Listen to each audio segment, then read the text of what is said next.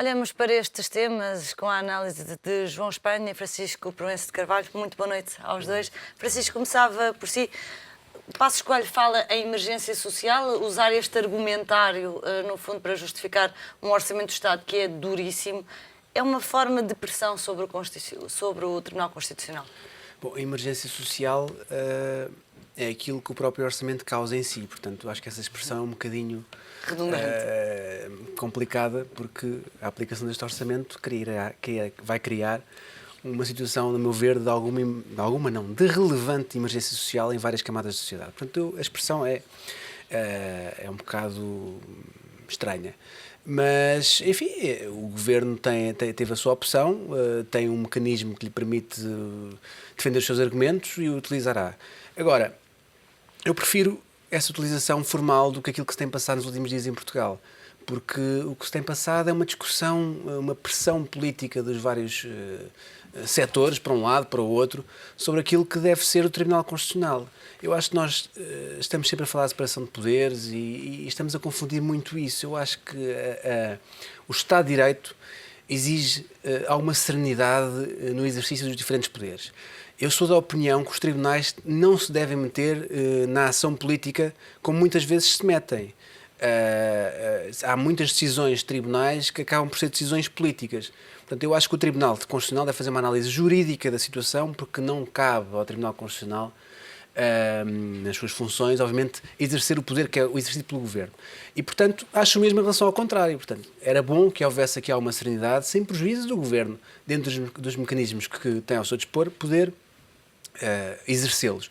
Mas também me parece que este alarido todo é prova de que em Portugal os agentes políticos, os diferentes intervenientes da sociedade, nos diferentes escalões, não falam no devido tempo. Eu acho que teria sido muito interessante não chegarmos a este ponto. Eu não consigo perceber na emergência social. O que eu quero dizer é o seguinte. Não devia-se ter feito uma fiscalização preventiva? Não quero dizer isso. O que eu quero dizer é o seguinte. A situação, se é de emergência, como parece que é, e tem sido nos últimos anos, exigia um esforço dos diferentes partidos, nomeadamente dos partidos de poder, e do Presidente da República também, para que se pudesse tentar chegar a um consenso com normas razoáveis, num orçamento razoável, com os cortes que são necessários, indo por um caminho que seja um caminho possível, que respeite as normas constitucionais portuguesas e que houvesse essa cooperação institucional entre os diferentes partidos e entre o Presidente da República também. E a ideia que dá é que o Governo esteve virado sobre si mesmo a fazer um orçamento que não é um orçamento sequer do Governo, é um orçamento de um Ministro que tem o apoio do Primeiro-Ministro e, como vimos na altura, não tinha grande apoio, aparentemente, não é, daquilo que nós vamos sabendo, do seu próprio Governo. Depois as coisas, no ponto de vista da oposição, criou-se aqui uma situação de grande conflitualidade que não permitiu um diálogo que evitasse estas pressões todas sobre o Tribunal Constitucional, que evitasse eventualmente chegarmos ao Tribunal Constitucional. Porque a emergência de facto exigia isso, mas nessa fase, em Portugal, fala-se pouco nos momentos certos. Repare-se, por exemplo, o que acontece nos Estados Unidos.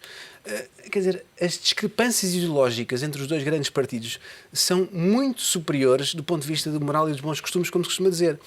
Mas, quer dizer, as situações de emergência há uma discussão forte, mas chega-se a um momento em que chega um acordo, como se vai vendo ao longo da história dos Estados Unidos e história recente também. Apesar de tudo, aqui também tivemos, de alguma forma, o PS a subscrever um acordo, por exemplo. Exatamente, mas neste momento já não estamos nessa fase, estamos noutra fase desse acordo. E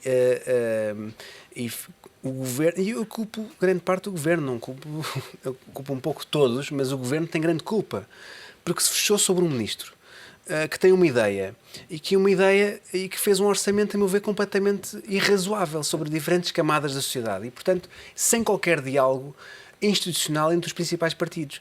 Isso é para o orçamento e é para as principais reformas deste país. E agora, perante um governo que se fechou sobre um ministro que tem uma ideia, João, estamos perante uma situação em que a emergência social é o argumentário que é utilizado pelo governo para tentar levá-lo a bom porto. Se começamos a aceitar estes argumentos de emergência social, vale tudo? Há uns tempos ouvimos falar Manuel Ferreira Leite dizer suspenda-se a democracia. Mas ela disse isso em tom de brincadeira e neste momento já não é brincadeira nenhuma. Mas é disso que Estamos a falar a sério. A questão eu penso que ele referiu a emergência nacional e não a emergência social.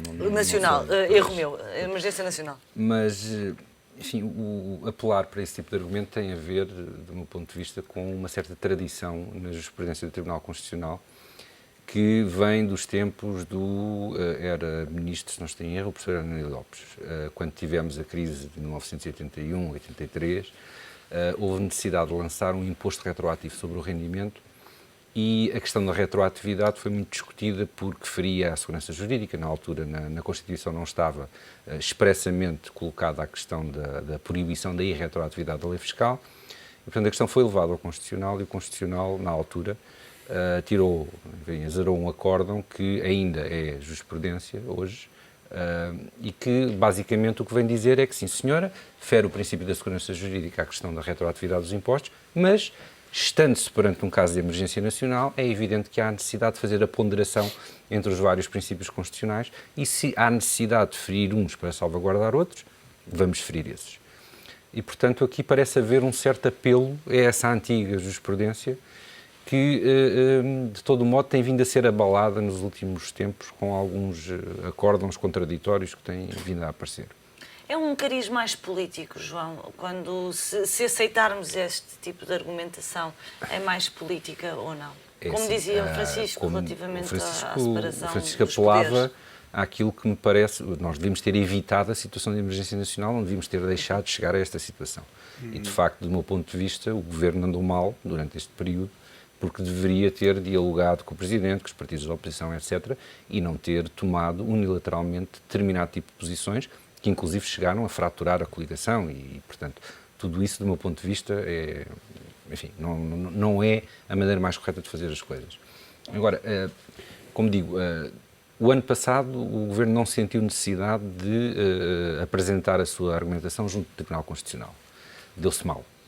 Este ano vê-se na necessidade de apelar ao Tribunal Constitucional. É evidente que o apelo é, enfim, o Governo não tem advogados, mas está a advogar, no fundo, está a defender a sua dama e está a tentar explicar ao Tribunal quais é que são os argumentos pelos quais o Tribunal não deve mandar desaplicar as normas do orçamento que considera inconstitucionais ou que possam, eventualmente, ter alguma dúvida de constitucionalidade.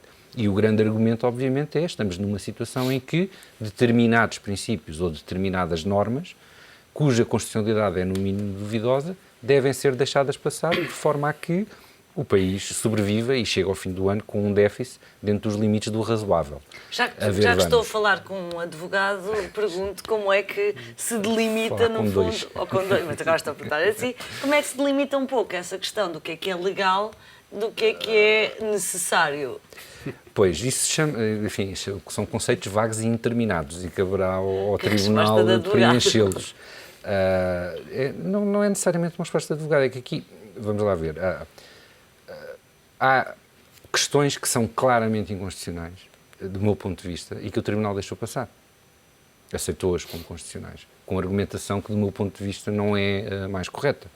O Tribunal Constitucional tem, enfim, juristas magníficos, eméritos, nada a dizer, mas, de facto, tem, se calhar, na sua composição, um pecado original, que é um tribunal essencialmente constituído por juristas que são politicamente escolhidos na sua maioria. E, portanto, há sempre uma certa tendência, dir-se-ia, de acordo com as maiorias que se vão formando em cada momento. Não é um exclusivo nosso, aliás, o Francisco falou no exemplo dos Estados Unidos, escolher um juiz para o Tribunal, para o Supremo Federal. Sim, também é importante que assim seja, porque o Tribunal também, sobretudo o Constitucional, tem que ter um ar dos tempos, não pode estar cristalizado e não pode ser estar dentro da democracia também. E tem que estar dentro da democracia, não digo que não. A questão aqui, do meu ponto de vista, tem que ver com a situação de emergência nacional também não permite que se deite fora o direito. As leis, justamente essa a não questão. Pode ser. Há aqui coisas que, do meu ponto de vista, a emergência nacional não pode justificar. Há algumas medidas que, do meu ponto de vista, e enquanto, enfim, pessoa que trabalha no direito fiscal, de facto são muito difíceis de engolir, até pela sua, como dizer, escapa-me enfim, o fundamento teórico e o fundamento material para determinado tipo de situações que aqui estão neste orçamento. E refiro-me, por exemplo, à contribuição extraordinária de solidariedade dos reformados, refiro-me à forma como foram desenhados os escalões, refiro-me à maneira como, pura e simplesmente, desapareceram muito cedo as deduções com tendência personalizante em sede de IRS. Enfim, há uma série de questões que, com mais matizadas ou menos matizadas, do meu ponto de vista, muito dificilmente vão conseguir passar no contraste com aquilo que é, enfim, com o que são as normas da Constituição. E, portanto, neste momento, eu diria que vamos estar aqui 1, 2, 3 meses em suspenso à espera daquilo que o Tribunal Constitucional vai decidir. E, provavelmente, o que vai acontecer é que aquelas que são mais grosseiramente inconstitucionais levarão a respectiva pancada, aquelas que não são assim tão inconstitucionais, enfim, a emergência nacional dará o suporte suficiente para que o Tribunal deixe passar. Tenho dúvidas que, ao contrário do que aconteceu no ano passado, o Tribunal Constitucional desta feita deixe que as normas produzam efeitos durante todo o ano até de 2013. Até porque o timing da fiscalização desta vez é diferente e há normas que, do meu ponto de vista, são claramente confiscatórias e mantê-las, ou melhor, deixá-las produzir efeitos, seria uma coisa perfeitamente obnoxiva. E deixar de alguma forma esvaziado o Tribunal Constitucional do poder efetivo sobre as resoluções que toma. Francisco, achas que o Tribunal está a ter um poder excessivo? O Tribunal Constitucional? Não acho, quer dizer, a Constituição é o que é.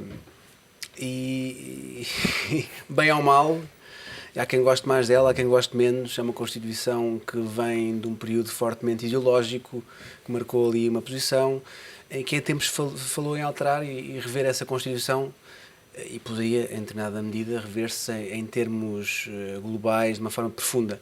Agora, quanto a estas questões que estão aqui em causa, eu sinceramente não vejo, em qualquer regime democrático, eu acho que qualquer Constituição democrática tem que preservar estes valores que aqui estão em causa, porque em Portugal o que está a fazer, em larga medida, e não é no cumprimento do memorando, porque o memorando apontava outro caminho. Nós estamos a pensar nas metas, não estamos a pensar no caminho. O caminho que o memorando tinha era o caminho correto.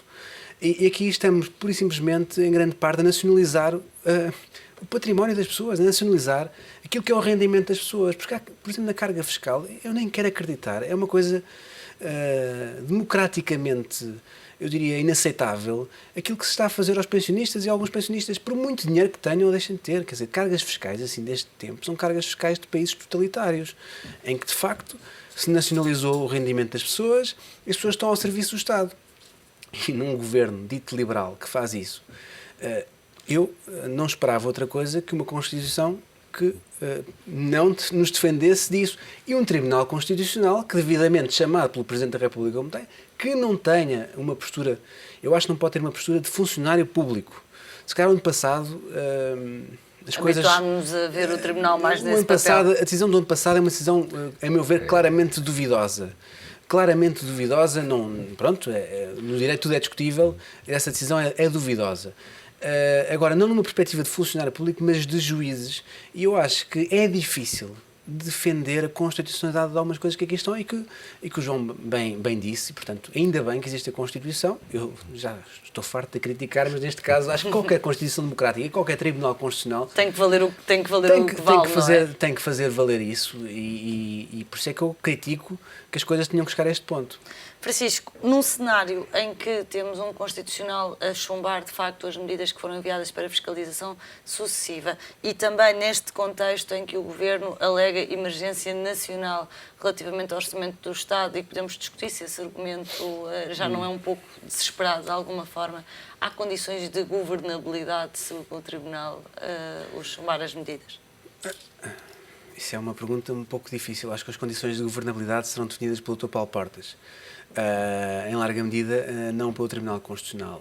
Eu penso que, em primeiro lugar, eu acho que este governo pode ter alguma sorte nesse aspecto, porque tenho alguma crença que o ano 2013, a nível europeu, lá mais para o fim, e se nós formos aguentando, possa começar a mudar. Não porque nós tenhamos feito o trabalho de casa muito bem e sejamos ótimos alunos. Não, eu acho que não. Nós vamos chegar se isto continuar assim, chegamos a meados de 2013 perfeitamente de rastos, e, portanto, por muito que a cena internacional comece a mudar, nós já estaremos de rastos e, portanto, podemos começar a levantar-nos, mas numa situação... A base é baixa. É muito baixa e, portanto, eu acho que... E basta ouvir também um certo discurso sobre dos nossos ditos credores, da comunidade internacional que interessa sobre... Afinal, já não é bem o déficit que interessa, afinal, o que interessava é um pouco as intenções, nós temos, de facto, feito as reformas estruturais. Bom, dizem, não é? Isto é um bocado um discurso político, um bocado vago, eu tenho algumas dúvidas se de facto as fizemos, mas pronto, pelo menos andamos todos neste discurso de política internacional que já dizem, bom, vocês portaram-se bem, fizeram... E eu, sinceramente, acho que podem existir condições de governabilidade nesse cenário, porque eu acho que também a tolerância aumentará e, portanto, se o Tribunal Constitucional chumbar estas medidas, se calhar vamos ter que arranjar outras medidas e se calhar não vamos cumprir o déficit. Mas eu digo uma coisa, não vale a pena ter ilusões. O Tribunal, se o orçamento for aplicado tal como está, não vamos cumprir o déficit também. Portanto, é um bocadinho irrelevante nesse aspecto. Só parece que tentámos com muito afinco, não é? Eu acho que as condições de governabilidade, até para o Governo, até são positivas do Tribunal Constitucional chumbar, que dá aqui um argumento ótimo para o Governo, diz, nós tentámos fazer uma grande política e não nos deixaram, portanto falhámos.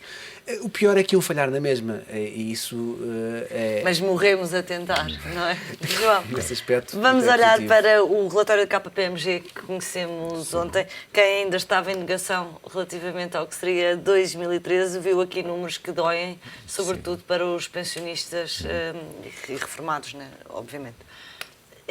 Surpreendem estes números à margem para voltar atrás no curto prazo no que é a atual carga fiscal?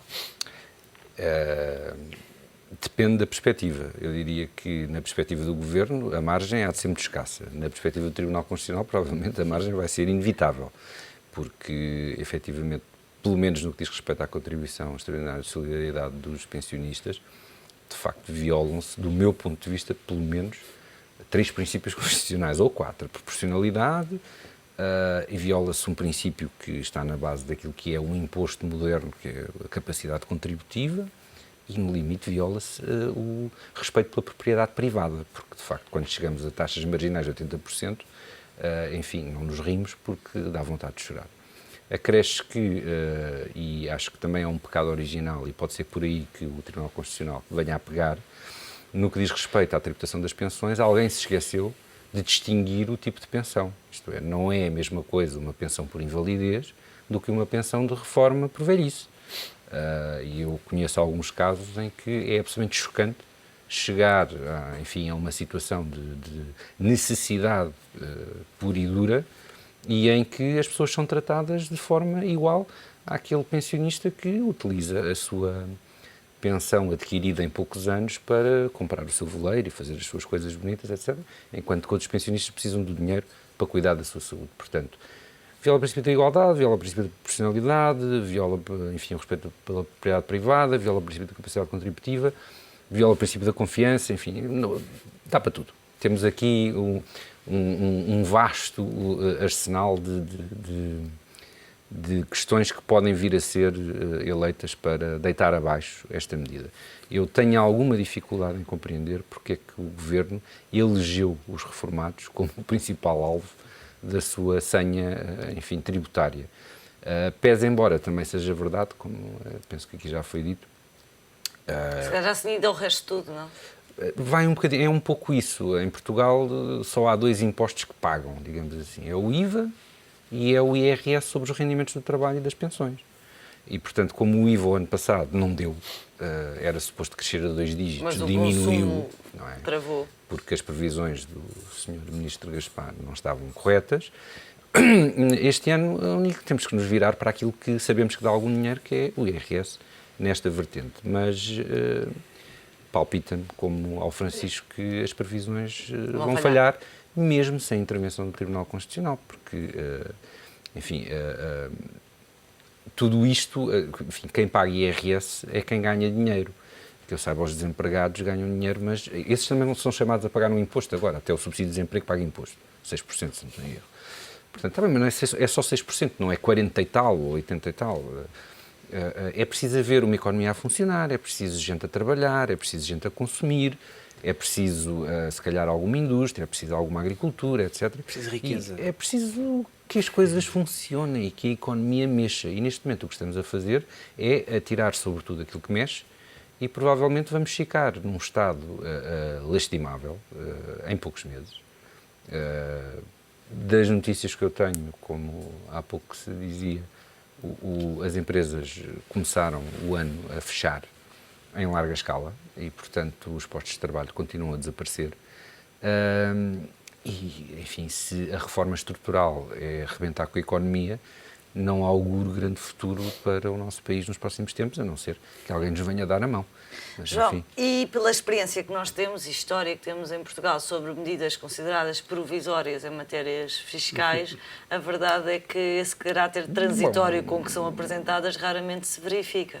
É assim, eu tenho alguma esperança que a comissão que será presidida pelo Dr. António Lobo Xavier possa vir a pôr um bocadinho de ordem na casa. Mas a verdade também é que, pelo menos do meu ponto de vista, esta não é a altura para se reformar o IRC nem o IRS. Isto é, se nós, trabalhando com as regras que temos, já falhamos as previsões todas, se vamos mudar as regras a meio do jogo, então há de ser o desastre total. Portanto, tenho muitas dúvidas que esta carga fiscal não é sustentável. Isso, claramente. Estamos a falar aqui de zonas de tributação que são confiscatórias. Há casos limite de empresários em nome individual que, quando acima dos 80 mil euros, chegam a pagar quase 90% de imposto. Estamos a falar de pensionistas que também pagam taxas marginais de 80% de imposto. Isto não é tolerável numa sociedade democrática. Não é de acordo com a capacidade contributiva. Portanto, isto como está, embora provisório, e embora em Portugal a tendência seja para que o provisório se torne definitivo, isto não é de todo sustentável. Mais tarde ou mais cedo vai ter que cair, seja por via do direito, seja por outra via qualquer. Não é possível de todo. Francisco, finalmente uma resposta que diria curta. Há pouco ouvi o comentário de estarmos quase a nacionalizar o rendimento. Quando se olha para estes números que a KPMG mostrou ontem, é disso mesmo que estamos a falar? Nós estamos a falar de uma diferença total entre os impostos em países ricos e um país pobre como o nosso, em que nós, os pobres, pagamos uma coisa astronómica de impostos. E, portanto, eu estou de acordo com o João, não há muito a dizer. Eu acho que em algumas camadas da sociedade está-se a nacionalizar com aquela ideia do princípio da equidade. A equidade serve para nacionalizar o rendimento, serve para criar mais pobres em Portugal. É isso que se tem feito. E não teremos ninguém a puxar pelo país. E não teremos ninguém a criar postos de trabalho. E, enfim, esse é um caminho que nos levará a não resolver absolutamente nada. Não resolvemos nada estruturalmente, não resolvemos o déficit e criamos um problema gravíssimo para Portugal que dificilmente sairemos dele. Portanto, eu acho que essa nacionalização do rendimento é uma expressão que obviamente vale o que vale, mas se calhar teremos mesmo nas camadas, algumas camadas de empresários que ainda poderiam puxar alguma coisa pelo país a ter aquele efeito de Depardieu. Que não sei se vão para a Rússia, vão para a Holanda, vão para outros sítios. E depois foram altamente criticados, tipo Jerónimo Martins. Mas deixarão de ser. As pessoas, há um momento em que deixam de ser, como a economia paralela, há um momento em que deixa de ser criticada. Nós lamentamos tudo isso. E ninguém gosta de dizer que é isso, mas a verdade é que é sempre assim. Sempre foi assim. A partir do momento em que se ultrapassa os limites da razoabilidade... Vale tudo. Francisco, João, temos mesmo que terminar. Fazemos aqui uma curta pausa nesta hora económica. Fico por aí e voltamos já a seguir.